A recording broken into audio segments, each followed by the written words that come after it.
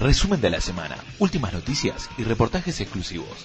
Te contamos lo que ningún otro medio te cuenta. Esto es La Derecha Radio.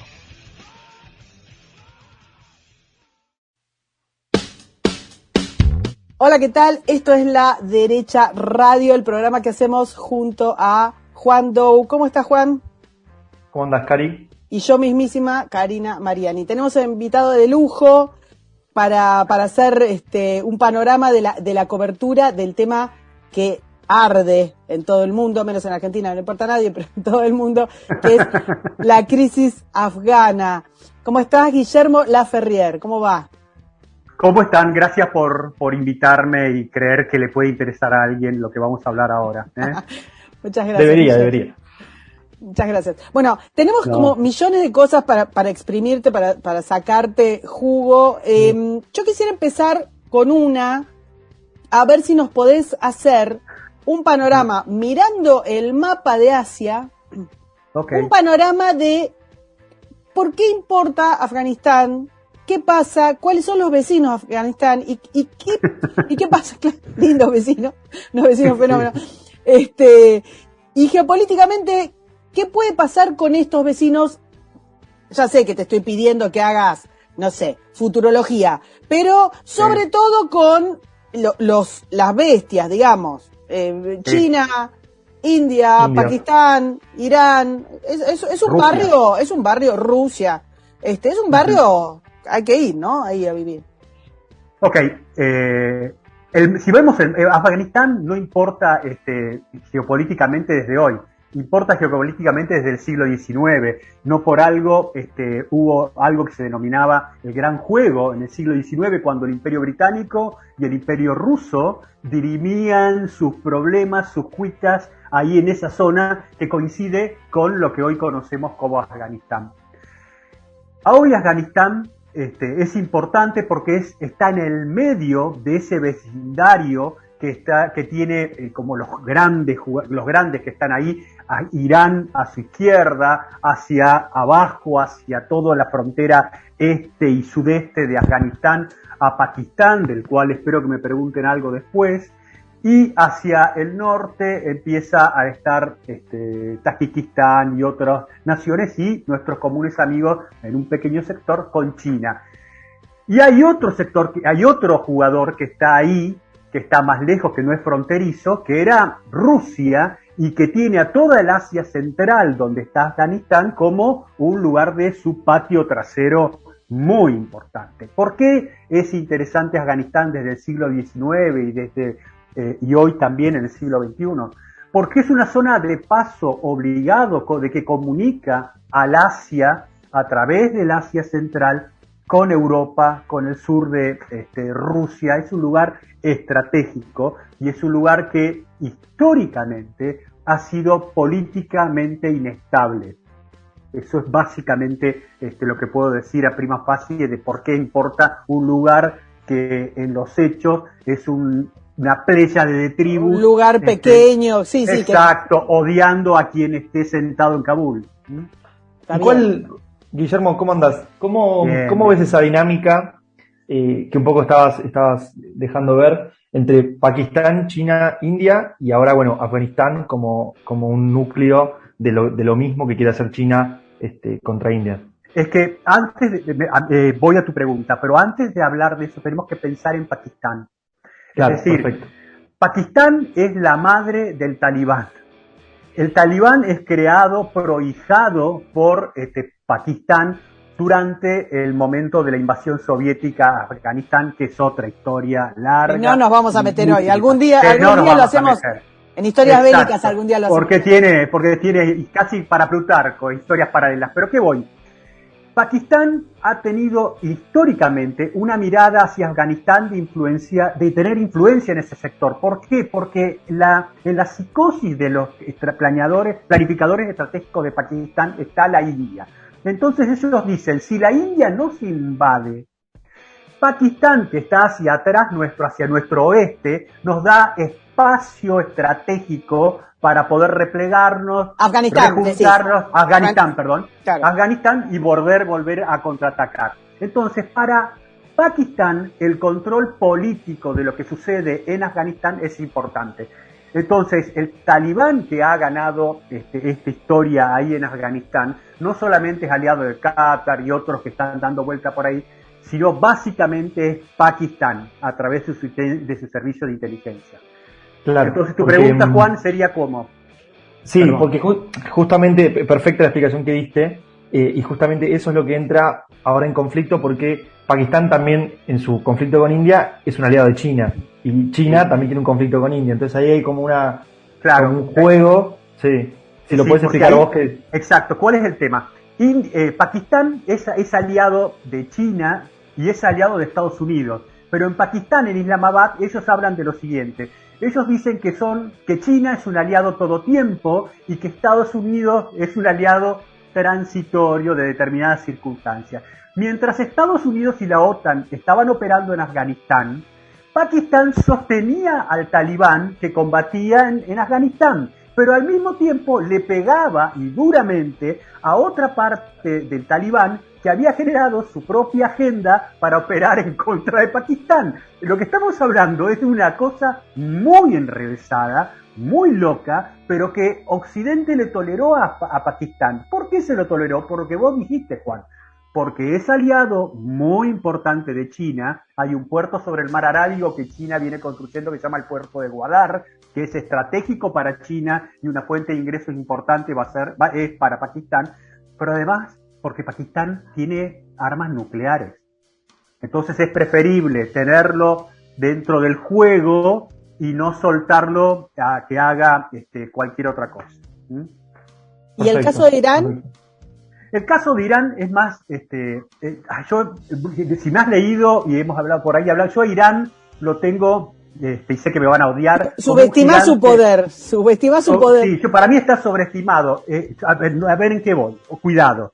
Es extremadamente peligroso como alguien que puede exportar, nosotros hemos sufrido atentados, asesinatos, desequilibrar un lugar como en Siria, meterse en el Líbano. En eso es extremadamente peligroso, eficiente, lo que está haciendo el apoyo a Hamas en la Franja del Gaza. En eso yo lo pongo en el nivel 1 de peligro. Pero sus fuerzas militares son un chiste. Son un chiste. Están divididos entre la Guardia Republicana y peleándose con sus fuerzas armadas. Se habla de que Irán ha estado apoyando al talibán, lo mismo que China. ¿Pero por qué lo hacen? Por una cuestión de conveniencia, porque también a Irán le conviene, valga el juego, que los talibanes no den cobijo a aquellos que quieren en Irán desestabilizar al régimen. Y China trabaja en espejo en ese sentido, no quiere saber nada de que los uigures que tienen ahí en la provincia de Xinjiang, que si mal no pronuncio, le sumen más problemas si tienen santuarios en Afganistán. Entonces esto es una cuestión de conveniencia. Si Rusia también dice que va a mantener su embajada, que va a ver porque quiere contenerlo, que yo creo que tanto Rusia como China no se comen el cuento, si me permiten hablarlo así, de que los talibanes vinieron nuevos, renovados, con una agenda. Sí, volvieron mejores, con Ministerio de Salud. Sí, con una agenda del medio ambiente y qué sé yo. No se comen eso, pero están tanteando cómo pueden sortear esto. ¿Por qué? Porque mientras Estados Unidos y la OTAN estuvieron operando en Afganistán, alguien, de alguna manera, mantenía cierto control en esto. Hoy eso se convirtió en un agujero negro. Va camino a ser un agujero negro y nadie quiere hacerse cargo del control del agujero negro, porque cuando te asomas al vórtice del agujero negro, no sabes qué es lo que te va a tragar, qué es lo que va a pasar cuando ingresás. Nadie lo sabe. Perfecto.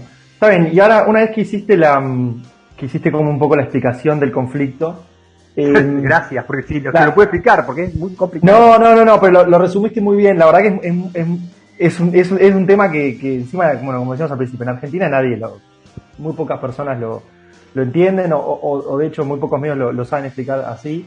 Pero me gustaría ahora que me ayudes a hacer como una cronología de los eventos, desde que Estados Unidos ingresa a Afganistán en el año 2001, hasta ahora que se retira escapándose con helicópteros y dejando un montón de gente en el país.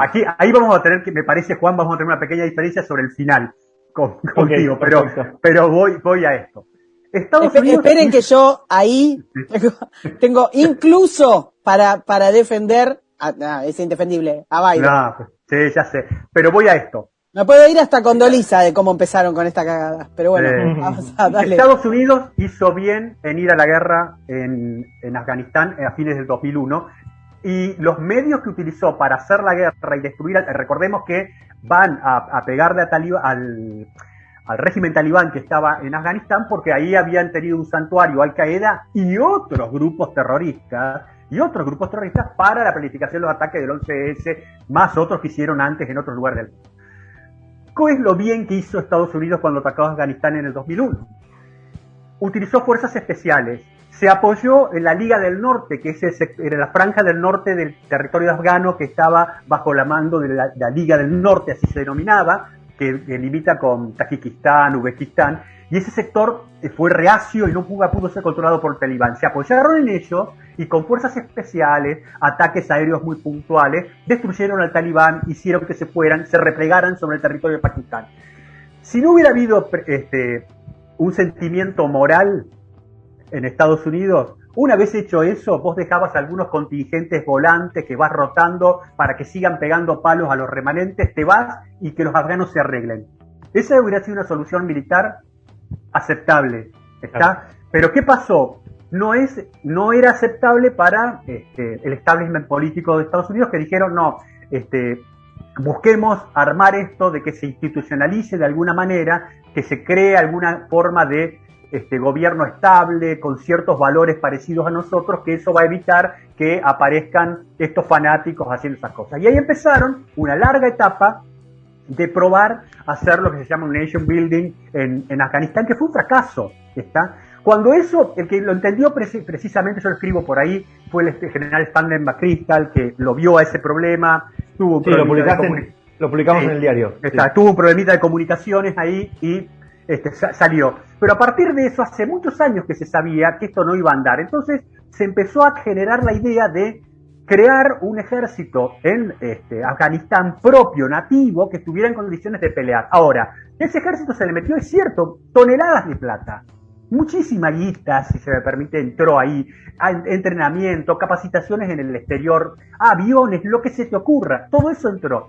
El problema está que esas fuerzas armadas, y además, eso una vez que se fueron capacitando, las fuerzas de la OTAN que se fueron yendo, más las de Estados Unidos, tomaron más un rol de apoyo logístico, proveer inteligencia, pero no de pelear. Hace más de 1 año y medio que no muere un soldado aliado en Afganistán, ¿ok? Entonces, el problema está que esas fuerzas se fueron desmoronando, no pudieron estar en condiciones de pelear, porque el gobierno al cual servían, los distintos gobiernos que fueron electos en Kabul, eran corruptos, ineficientes y ni siquiera proveían a la logística de esas fuerzas para poder combatir. Entonces esas mismas fuerzas se fueron degradando, en algunos casos, en varios casos, arreglando con el talibán para que, bueno, no me molestes acá, un modus vivendi, y negociando el tema del opio, que es el gran tema ahí, no solamente para el talibán, hay que mirar del otro lado, al este, del lado de Pakistán. Eso hizo que esas fuerzas armadas no tuvieran ninguna capacidad para combatir, por eso desaparecieron de la forma en que lo hicieron tan rápido en estos días. Pero no es que se desmoronaron ahora, vienen desmoronándose desde hace muchísimo tiempo. Perfecto. Ahora, entonces, bueno, perdón, Juan, un detalle sobre lo que estabas diciendo. Se viene hablando mucho de esto del fracaso del nation building y demás. De alguna manera, lo que sí parece que no, digamos, que no se replica en otras guerras que haya ganado OTAN y Estados Unidos y demás, es que no terminaron con el talibán, negociaron con el talibán. Exactamente. Digamos, partamos de la base que si vamos a ver cuál es el mejor, el sistema productivo que más le rinde, es el opio. Entonces, es una producción condenada a la corrupción. De alguna manera, el nation building también fue con un criterio muy desajustado. ¿Cómo esa ahí, está bien, Estados Unidos y el resto de las fuerzas mundiales? O sea, ¿cómo ves ese manejo que hicieron, esa ingeniería social Porque una cosa es que vos trates de que funcione más o menos una democracia, ponele, qué sé yo, Sí. de baja intensidad, y otra cosa es que vos trates de jugar a la casita en una Sí. sociedad que no da. Yo, Sí. en este sentido, no coincido con ustedes respecto del medioevo. A ver, en los 70 estábamos, primero que el medioevo, digamos, no es de este nivel de precariedad, esto es, no sé, neolítico. Pero más allá de esto, en los 70 estábamos hablando de una sociedad que podías confundir perfectamente con una sociedad europea, por lo menos. Lo mismo pasó en Irán, sí. Lo mismo pasó en Irán. Entonces, de alguna manera, digo, se metieron como a hacer tabula rasa y a jugar a la casita, a diseñar una sociedad en la cual que le gustaba a los organismos internacionales, que le gustaba a las con ONGs. feminismo, con cupo, Pero el feminismo es lo de menos, cupos de mujeres. Eso, Juan, Sí, bueno, pero es el último tramo, tal cual. Sí, pero hay un tema muy importante, que ahora lo dejo a Guillermo hablar, pero hay una nota que sacamos hace poco, que es que en el Parlamento de Afganistán, de la ahora ex República de Afganistán, había un cupo del 10% de mujeres en el Parlamento, y había un montón de mujeres electas que nunca habían estado en los distritos donde habían sido electas, porque nunca había habido ninguna política mujer en esos lugares. Entonces las exportaban desde Kabul a los distritos del interior del país, y esas cosas siempre, o sea, a nosotros nos parece, mirá qué lindo, bueno, nosotros no, digo, a la ONU le parece, mirá qué lindo, hay una diputada mujer, pero eso en Afganistán genera una tensión social importante. Sí, el tema de la mujer yo creo que mejoró mucho en estos 20 años, porque en realidad la mujer en el Afganistán post-soviético estaba muy mal, muy mal. Pero viniendo a eso, a lo que preguntaban recién Karina, hay un libro, el último libro de Robert Gates, que fue secretario de defensa para 2 años de Bush, de Bush chico, y los dos primeros de Obama. Él cuenta precisamente lo que vos estás diciendo, Karina. Muchas de esas ONG, muchas de esas organizaciones también estatales, los distintos países que querían hacer este nation building ahí, iban a Afganistán y se quedaban en Kabul. Y aducían, con razón algunas veces y otras sin razón, que ir hasta la región tal, donde están las tribus, esta es muy lejos, es muy peligroso. O sea que toda esa construcción teórica de cambiar de raíz, dar institución, etcétera, etcétera, a algo que se mantiene por la shirga y por la ley coránica, se redujo a Kabul y su zona de influencia chiquitita. El resto no llegó a ver eso. No llegaban a ver ni siquiera la seguridad del Estado afgano que gobernaba en Kabul. No llegaban a ver eso. ¿Por qué? Porque ese talibán que entraba y salía por la Durand Line desde Pakistán, entraba, operaba, se iba y volvía a entrar, y las fuerzas tanto afganas como las aliadas no tenían capacidad de estar presentes siempre. Y ese nation building fue un tema de discusión de muchos burócratas, de mucha gente bien intencionada, pero fue una construcción de castillos en el aire y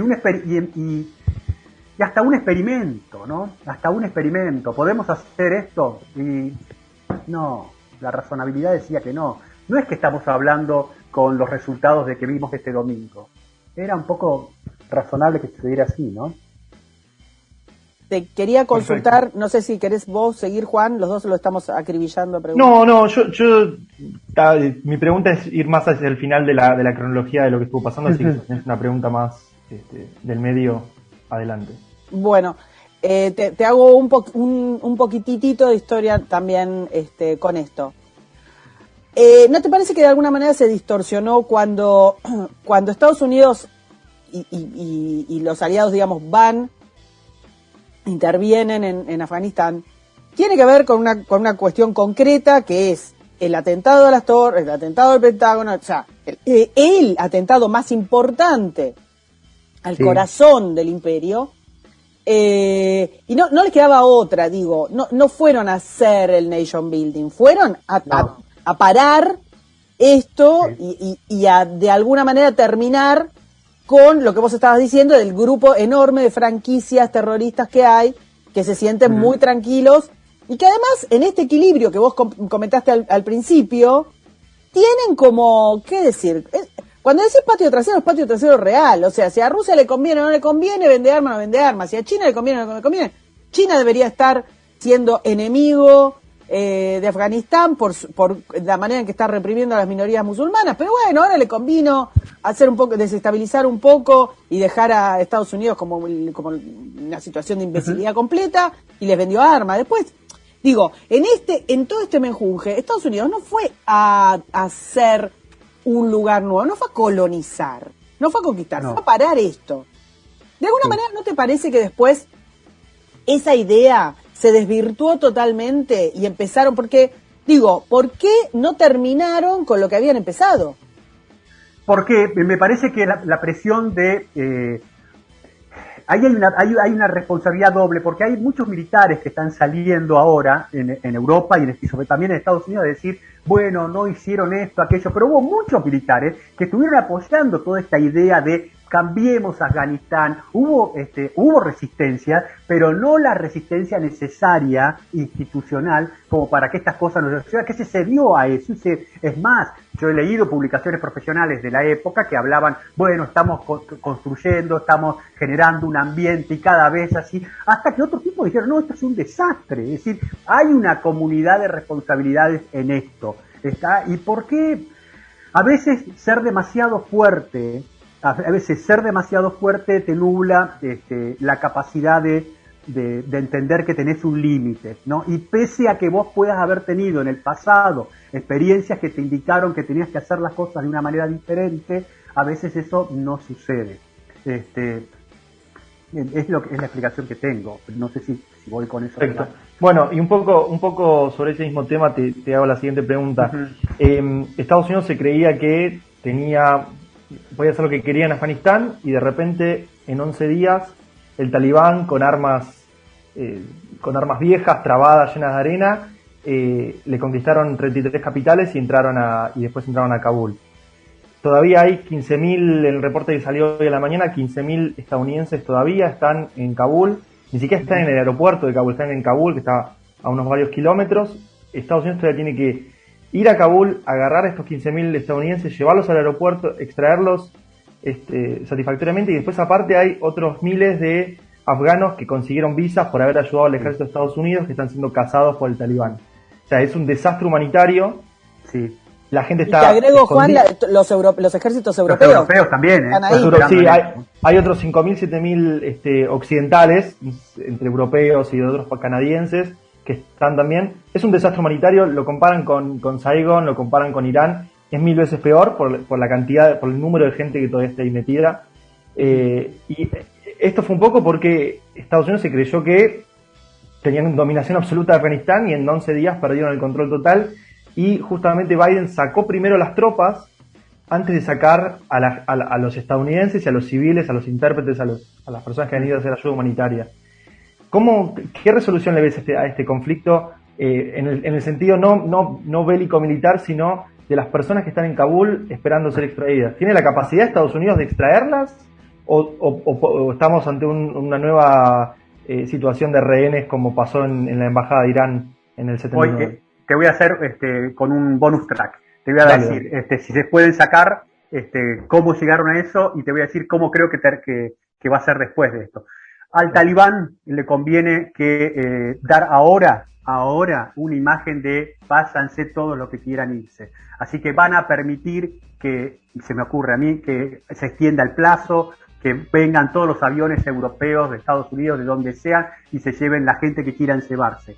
Una vez que se cierre todo, van a recrudecer lo que vos ya estabas diciendo ahí, de que están la represión, el que están cazando personas en el interior de Afganistán que estuvieron sirviendo con las fuerzas aliadas. Eso por un lado. Es cierto que se les cayó todo en 11 días, menos todavía. Eso es un error de apreciación de inteligencia gravísimo que hubo no solamente en Estados Unidos, sino en otros países más. Estados Unidos es el que más peso tiene porque es el que tenía la voz cantante en todo esto. Inclusive ayer en la Cámara de los Comunes se habló de ese tema de la falla garrafal de inteligencia. No estoy de acuerdo con respecto a que Biden haya retirado las tropas. Las tropas ya estaban retiradas de antes. Había un remanente entre 2.500, 2.600 tropas de Estados Unidos, exclusivamente en la zona de Kabul, ya de antes, durante la administración Trump, para la seguridad del aeropuerto, la seguridad de instalaciones importantes de Estados Unidos, ya no había efectivos para nada más. Los efectivos que puede colocar Estados Unidos para esta operación de evacuación, puede colocar todo lo que sea en ese sector del aeropuerto, pero no van a servir más que para eso. Claro, pero entonces hay o mentira del gobierno de Biden o un error de comunicación, porque no, Biden dijo... error de comunicación un error de comunicación de algo que ya venía de antes, es decir, las tropas que había en Afganistán ya eran irrelevantes para nada. Sí, error gravísimo. Exacto, pero ese no fue... A ver, para los que nos están escuchando, yo acá tengo los números que los estuve investigando por una nota que estamos haciendo en el diario. Trump bajó las tropas hasta 2.500. Con el día que se va él de la Casa Blanca hay 2.500 soldados estadounidenses en Afganistán. Trump. Trump. Biden cuando llega, lo primero que hace, rompe el tratado con los talibanes y manda 1.000 soldados más, o sea, estamos en 3.500. Sí. Empieza a reducir este número de a poco y él corre la fecha porque la idea de Trump era los 2.500 que él había dejado, sacarlos el 1 de mayo. Biden dice no, 1 de mayo no, vamos a hacerlo el 11 de septiembre, vamos a hacer como un lindo acto de conmemoración por las Torres Gemelas y algo raro, algo medio delirante, decir vamos a sacar las tropas en el día en el que Estados Unidos quedó choqueado por el ataque. El homenaje más pelotudo de la historia de tal cual. Homenaje, pero desagradable. Pero no importa. Empezó a sacar las tropas muy, muy paulatinamente y de 3.500 lo bajó a 2.300. Cuando empezó el conflicto, según los reportes que hay, es que había 2.300 soldados estadounidenses. Con esos 2.300 soldados estadounidenses, yo coincido con vos, Guillermo, no puedes defender un ataque de 80.000. Y con 3.500 tampoco. Y con 3.500 tampoco. Pero el mensaje que dio Biden era que... El mensaje que dio Biden en conferencia de prensa y hablando con todos los medios internacionales, y lo dijo varias veces, no es que fue una sola vez, no es que fue un furcio de una sola vez, sino que lo repitió en varias ocasiones, es que Estados Unidos podía contener por 90 días, con los 2.500 que había, podía contener por 90 días el ataque talibán a Kabul mientras se iban todos los civiles. Lo que pasó es que cuando los talibanes empezaron a atacar, lo que priorizó Biden fue escapar o evacuar el personal diplomático, a los embajadores. Y en esos aviones que se llevaban a los diplomáticos y al embajador, se fueron estos 2.300 soldados estadounidenses. Entonces quedó el aeropuerto abandonado, sin soldados estadounidenses, 15.000 americanos en Kabul y la presencia de Estados Unidos militar casi en cero. En ese momento es cuando Biden manda tropas de vuelta, o sea, esto es importante decirlo, Biden manda tropas de vuelta hacia Afganistán, manda 3.000 soldados, después manda 2.000 más, y ayer salió que mandó 1.000 más, o sea, ahora en estos momentos hay 6.000 soldados. Casi 7.000, y el Reino Unido mandó 700 del tren. Sí, exactamente. O sea, la fuerza que está ahora en Afganistán es el doble o el triple de la que estaba cuando empezó la supuesta retirada. Estoy de acuerdo, Juan. Lo que yo digo es, el cierre del paquete por parte de Biden es un error político garrafal. Mi punto es otro. Mi punto es que Afganistán estaba liquidado antes de Trump. Claro, antes de Trump estaba liquidado. Todo el mundo sabía que era un fracaso seguir la operación tal cual estaba. Estaba liquidado. Y aquellos que te dicen, habría que poner ahora 20.000 tropas más y aguantar, están locos porque vos se ha manejado todo políticamente tan mal que no vas a tener ningún respaldo institucional para hacer eso. Entonces, y además pero ahora que están empezando, digamos, hay un reconocimiento solapado. Empezaban a decir, si se portan bien, y entonces los vamos a ver, y no estoy hablando de... Está bien, Cari, pero déjame terminar con esto.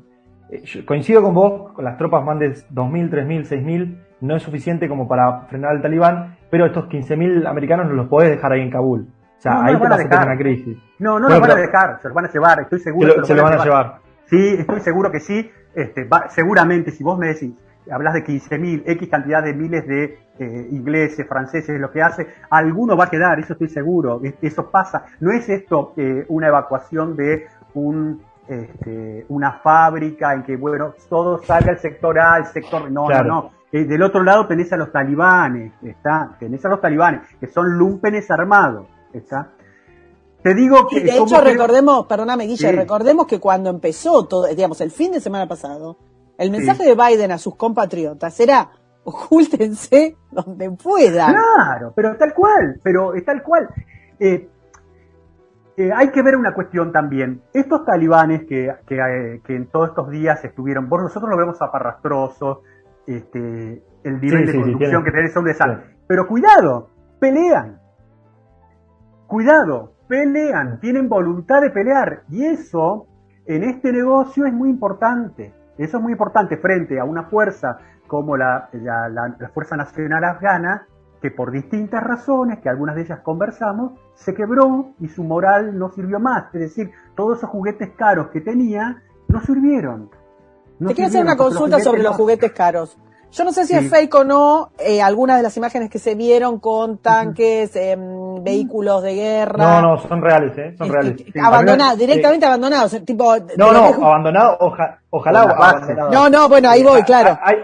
Hay un video que nosotros probamos que es verídico por distintas fuentes, que es de un avión, un helicóptero, un helicóptero siendo manejado por los talibanes, un helicóptero que claramente no es de origen talibán, no lo hicieron en una fábrica talibán. No, pero ahí vas a tener, si ese material es cierto, es el material que tenía las Fuerzas Armadas afganas. Mucho material de aviación es el que vendió Brasil, el Super Tucano. Claro. Hay también que entender que para operar mucho de ese material es muy probable que algunos tipos que han servido en las fuerzas afganas, las fuerzas nacionales afganas, hayan arreglado con el talibán. Hayan pasado. Un flip-flap, obvio. Pero seguro, es una razón de supervivencia, ¿no? Bueno, te decía, entonces, de esa manera, ahora sí te consulto, porque bien decía Juan, y lo veíamos al principio, que la impresión que te daba de la vertiginosa caída de todas las capitales, cuando te decían, bueno, pero no van a llegar a Kabul a las 48, o sea, no van a llegar a Kabul en 3 meses, o está bien pertrechado y nunca se van a acercar, ¿te acordás? Como estoy hablando, digamos, de hace como... No sé, como cuando hay una oficina, para contarle a la gente, en Estados Unidos, que es una oficina de investigación, ¿no? El Centro de Investigación Afgana, una cosa así, con especialistas que vienen estudiando esto, son como montones de Guillermos, a full, que saben hasta los nombres del último afgano que está por ahí, y que vienen estudiando esto, y con mucha seriedad, y que ya le habían advertido, se lo habían advertido a Trump, y se lo advirtieron a Biden, que no hicieran esto.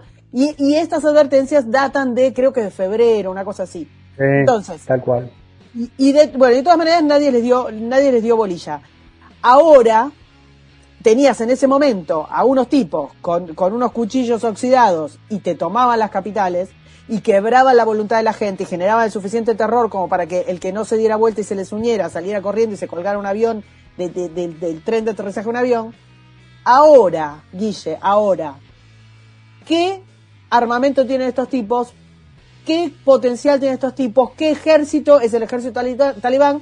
Que para la época que se juntó con Trump era una fuerza marginal. Bueno, ahora tiene todo el equipo. El ejército de Afganistán que formaron las fuerzas aliadas no tenía armamento, digamos, de primer orden, ¿sí? De un segundo orden de alta calidad, para decirlo. O sea, vos no vas a ver. Hay aviones F-35, no hay casa de intercepción, tenés aviones contrainsurgentes de muy buena calidad como el que es el Super Tucano, tenés buenos materiales de livianos, armamento, equipos, por ejemplo, individuales para los soldados, sistemas de radares, de comunicaciones, etcétera, etcétera. Eso es el material liviano y de muy buena calidad que lo torna al talibán más peligroso, con mayores capacidades para hacer cosas. Ojo, una fuerza irregular, en la medida que se hace más pesada, es un blanco más sencillo. Es decir, una cosa es una fuerza liviana que aparece, pega y se va, y otra es una fuerza más, como le pasó al ISIS en Irak y en Siria. Empezó a crecer, a transformarse como un ejército más regular, y ahí empezó a cobrar por todos lados. Entonces, sí, a lo que vos decís, Karina, tienen un material impresionante, pero no se convierten en una potencia en la región. ¿Está? Las potencias en la región son otras. Están un poco por abajo de Irán.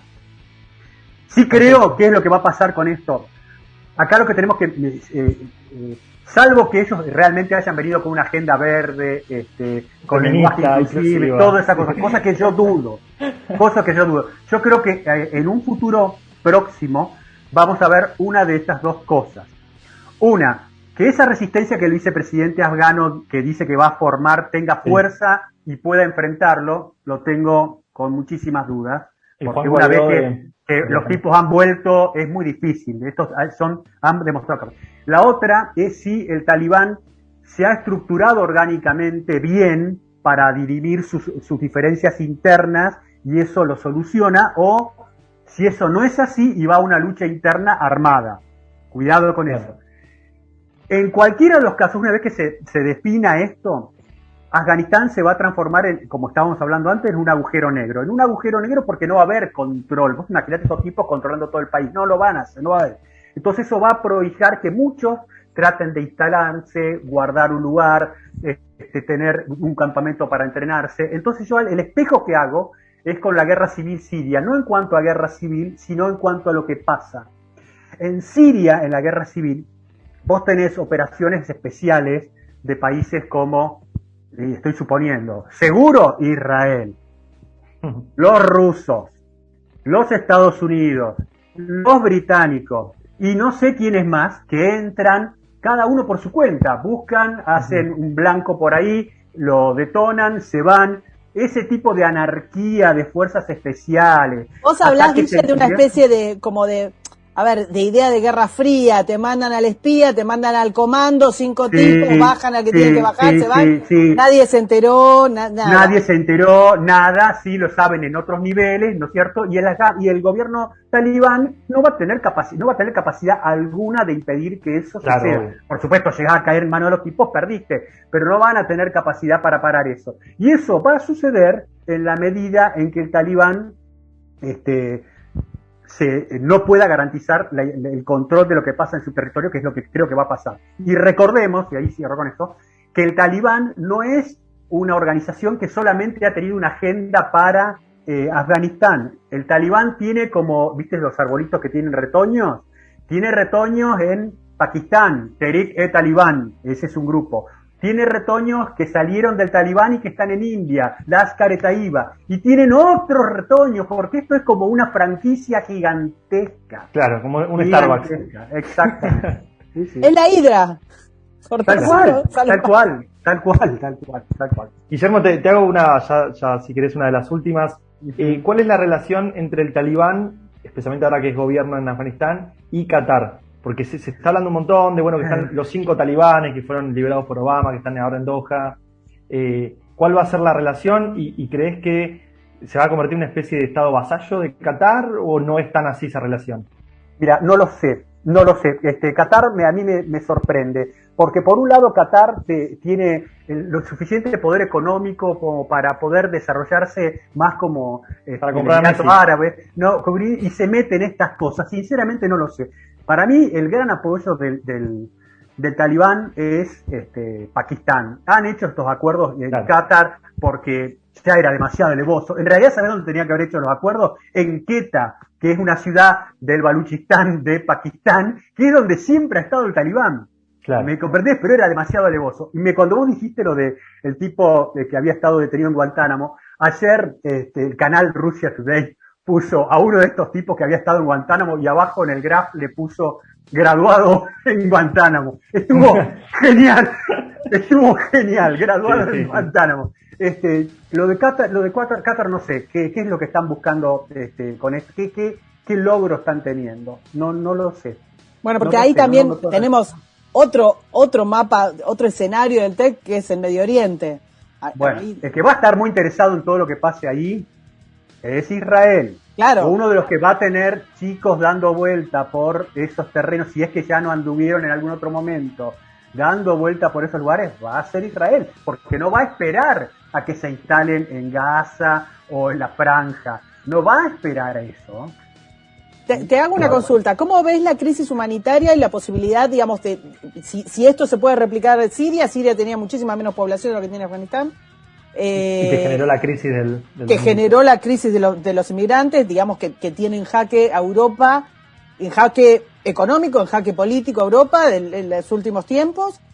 Esto podría ser mayor y una pregunta que ni te la hago, digamos, yo lo descuento, los demás pueden estar de desacuerdo, pero esto va a ser un coladero de terroristas para todos lados, porque... Olvídate. con respecto a esto que vos decís de la crisis humanitaria. La crisis humanitaria ya está con esto que se están, lo hablamos antes de empezar el programa con Karina, ¿no? De esta gente que se está evacuando, de muchos afganos que se están yendo para Europa o para Estados Unidos. Hay que ver cuántos de ellos están libres de tener alguna relación con el talibán. Cuidado con eso. Eso por un lado. Pero a diferencia de cuando se hicieron del poder en la mediados de los 90 el talibán, lo primero que hicieron esta vez es controlar toda su frontera. Obviamente la de Pakistán era de ellos, pero toda la frontera norte y todo. ¿Qué quiere decir con esto? Que esta vez el talibán sí tiene el control de las salidas, entradas y salidas de Afganistán. ¿A qué voy? Que si hay una crisis humanitaria de gente que huya, va a ser porque el talibán no solamente es bárbaro, sino porque va a dejar que esto se vaya.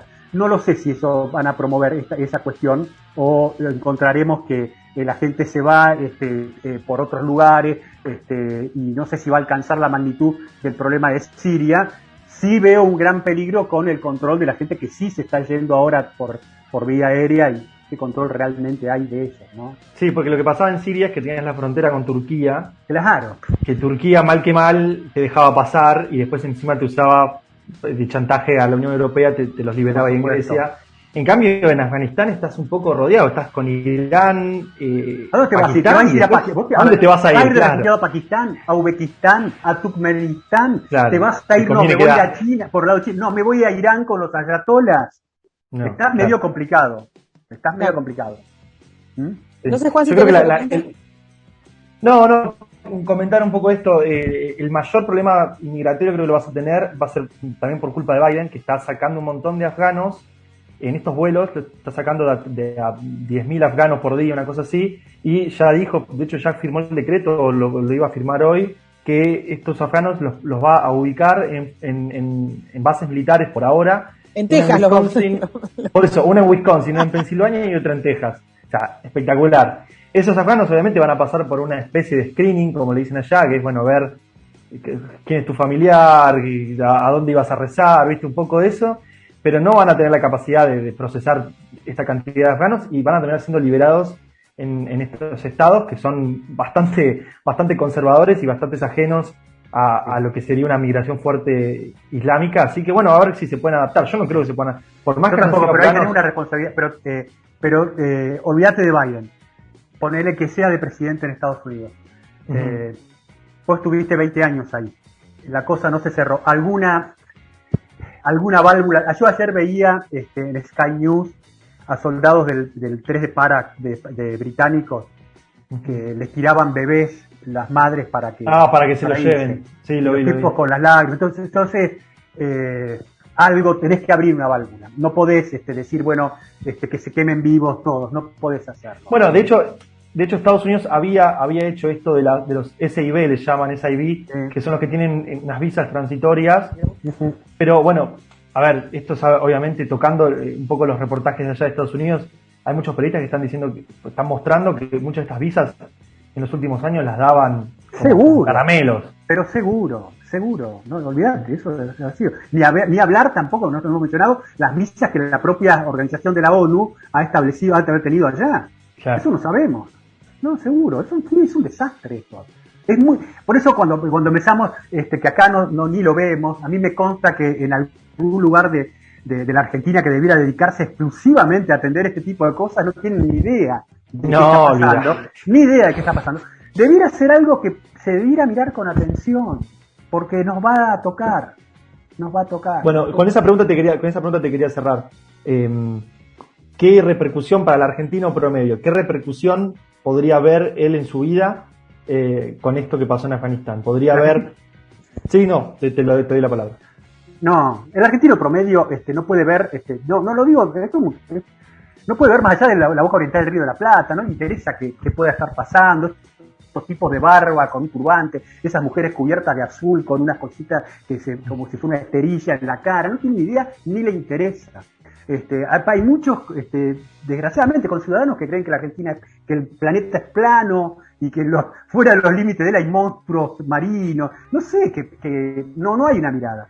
No interesa, pero sí, le puede afectar. Pero que nos puede afectar a largo plazo si ese Afganistán se transforma en un agujero negro y empiezan a proliferar organizaciones terroristas. Ya tuvimos acá 2 atentados y debiéramos ser un poquito más responsables con respecto a eso. No solamente porque nos puede pasar a nosotros, porque en la medida que nosotros seamos seguros para limitar las posibilidades de que eso ocurra, estamos coartando las posibilidades de que eso le pase a otro, y esa debería ser nuestra responsabilidad como miembro de la comunidad internacional, ¿no? Un poquito de seriedad en eso. Yo tengo la última por mi parte.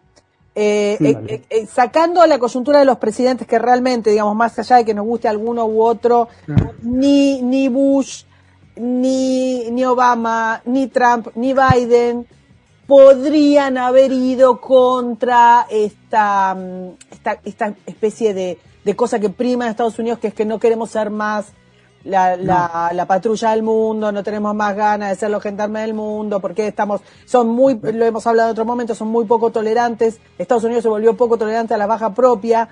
No es que hayan tenido obviamente toda vida, para no hacer los comentarios ridículos, pero son alrededor de 2.000 soldados los que murieron en estos 20 años, pero no son resilientes a las bajas propias, no tienen ganas en un momento de crisis. Les pasó también con otras guerras anteriores de decir, ¿y por qué estamos gastando toda esta guita? Entonces, de alguna manera, con sus fallas y con sus torpezas, el caso de Biden, porque es el más torpe, el más desastroso de todos, pero los demás no pudieron ir, digamos, explicarle a la sociedad qué pasaba y por qué se tenían que quedar y por qué no podían hacer esta huida demente.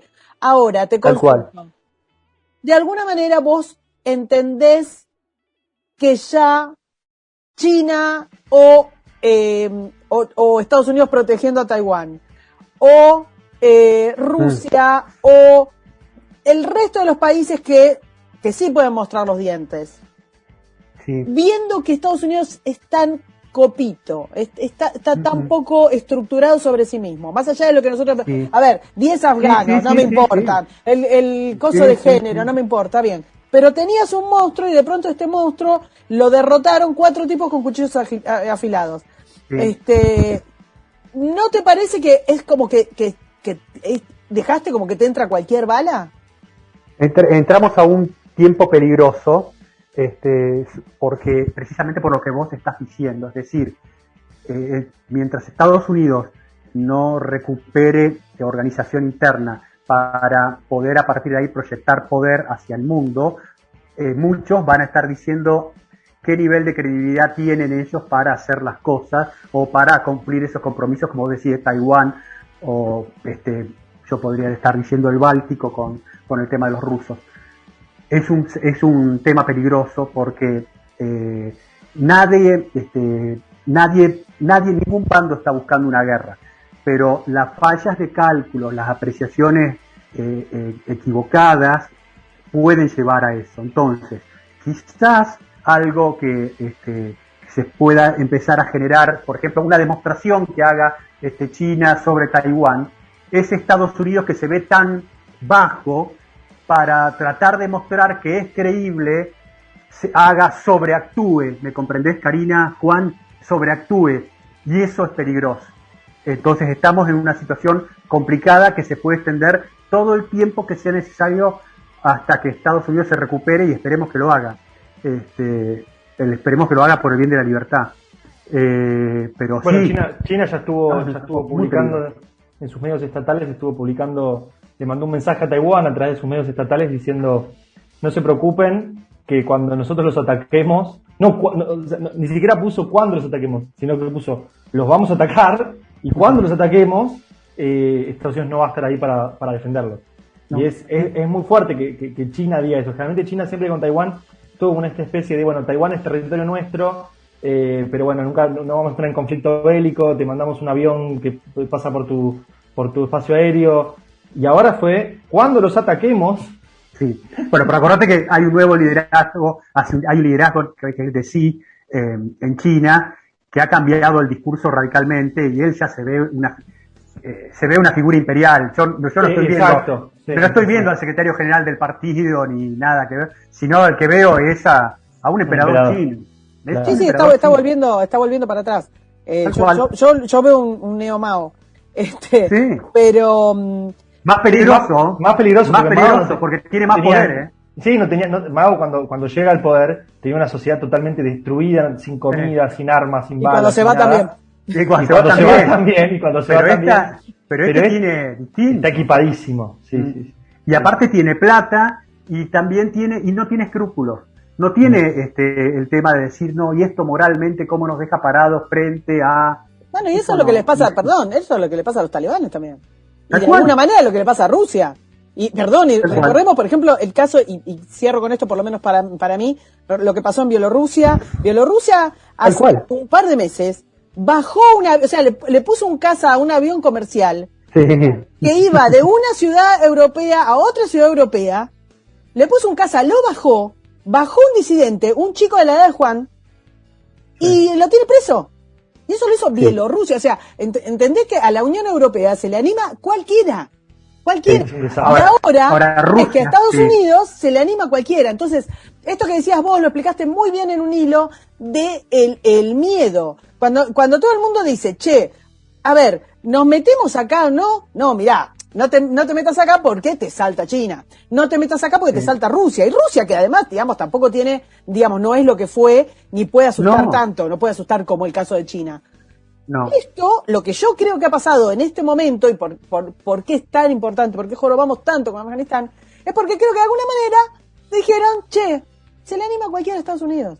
Se le anima a cualquiera. Rusia tiene un producto, una producción industrial anual similar o un poco mayor que la de Brasil. La única importancia que tiene Rusia para pesar aparte de que tiene gente muy inteligente conduciendo su política exterior, es el poder militar, y dentro de ese poder militar la capacidad nuclear. Eso es lo único que hace que Rusia pese en el escenario. Si Rusia no tuviera si no tuviera armamento nuclear, Rusia no sería un problema. No sería un problema. Esa es la realidad. Y ese es también un mensaje para los que aquí tanto hablan del soft power y un montón de otras cosas, cuando el mundo no es así. El mundo desgraciadamente no es así. Bueno, Guille, no sé, Juan, si tenés algo más para torturar a este hombre. No, si le hago una pregunta estamos 2 horas más, así que bueno, mejor nos guardamos y lo dejamos. Claro, este tema va a seguir, y vamos a tener más de estas reuniones, me parece, porque es un tema para cortar un montón, y si pasa cualquier cosa con Taiwán, ya tenemos el número de Guille. Bueno, tanto le decimos Guille, estamos hablando del doctor Guillermo Laferrier, un experto. Doctor no. Le subiste. Licenciado, te gradué. Sí, maestría. Sí. El máster, Guillermo Laferrier, un especialista en estos temas y que está dando, la verdad que muchísimos hilos y notas está publicando en La Derecha Diario, contando todo lo que está pasando, así que síganlo. Y bueno, cerramos acá este programa especial de La Derecha Radio con la crisis afgana. Nos vemos en nuestro próximo programa. Chao, hasta luego. Resumen de la semana, últimas noticias y reportajes exclusivos. Te contamos lo que ningún otro medio te cuenta. Esto es La Derecha Radio.